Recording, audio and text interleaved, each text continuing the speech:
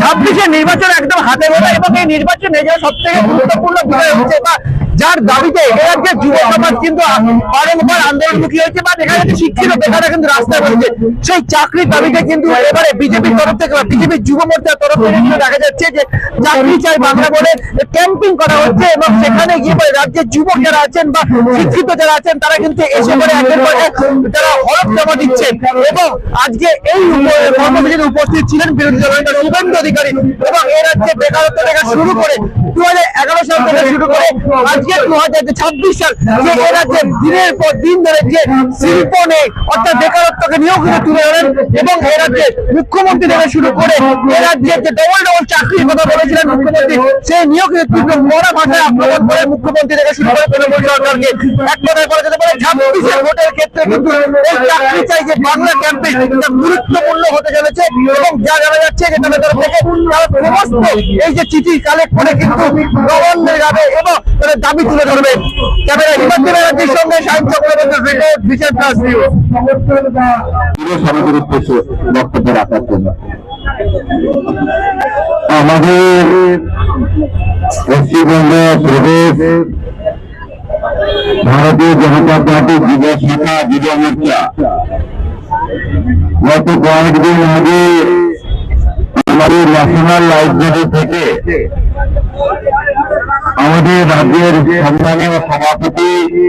এবং জাতীয় নেতাদের উপস্থিতিতে পশ্চিমবঙ্গের সবচেয়ে বড় জ্বলন্ত সমস্যা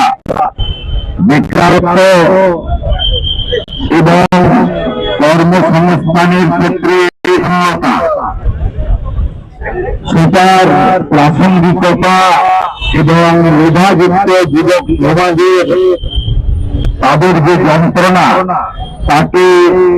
মাথায় রেখে একটা বড় ক্যাম্পেইন শুরু করেছে, তার নাম হলো লোক চাই বিজেপি চাই। আমি যুব মোর্চার রাজ্য সভাপতি তরুণ নেতা কৃতি ডাক্তার চিকিৎসক ডক্টর ইন্দ্রনীল খান সহ যুব মোর্চার প্রত্যেকটি ভাই বন্ধু এবং আমাদের বোনেদের যারা দার্জিলিং থেকে দীঘা বিহার থেকে কাকদ্বীপ পর্যন্ত এই কর্মসূচি পালন করছেন শব্দবিধি মেনে পরীক্ষা চলাকালীন, তাদের প্রত্যেককে আমি ধন্যবাদ এবং কৃতজ্ঞতা জানাই। এই কর্মসূচিতে ডক্টর ইন্দ্রনীল খান আমাকে আজকে খানিকটা সময় তাদের সাথে যাওয়ার জন্য আমন্ত্রণ করেছিলেন। ইতিমধ্যে আমার হাত দিয়ে একাধিক শিক্ষিত যুবক যুবতী তারা এই কর্মসূচিতে যে নির্দিষ্ট চাকরির দাবি করে রাজ্যের মুখ্যমন্ত্রীর কাছে যে চিঠি পাঠানোর একটা ম্যাসিভ ক্যাম্পেইন চলছে, আমি ড্রপ বক্সে তাদের স্বাক্ষরিত তারিখযুক্ত এই চিঠি ড্রপ বক্সে ফেললাম। আমার সাথে কলকাতা কর্পোরেশনের বিরোধী দলনেত্রী সবারের কাউন্সিলর আমাদের মীনা দেবী পুরোহিত মহোদয়া রয়েছেন, আমাদের মধ্যে উত্তর কলকাতার সভাপতি ভাই কামাত্ম রয়েছেন,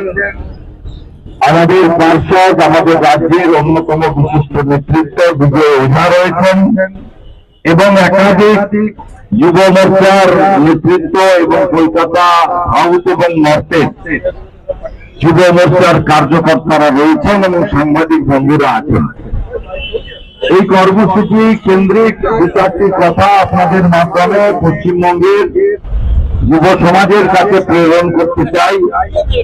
প্রথমত, যথাযথভাবে যুব মোর্চা এই কর্মসূচি নিয়েছে, অত্যন্ত হৃদয়গ্রাহী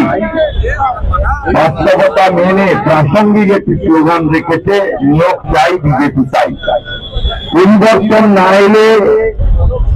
পশ্চিমবাংলার মেধাযুক্ত যুবক যুবতীদের কর্মসংস্থান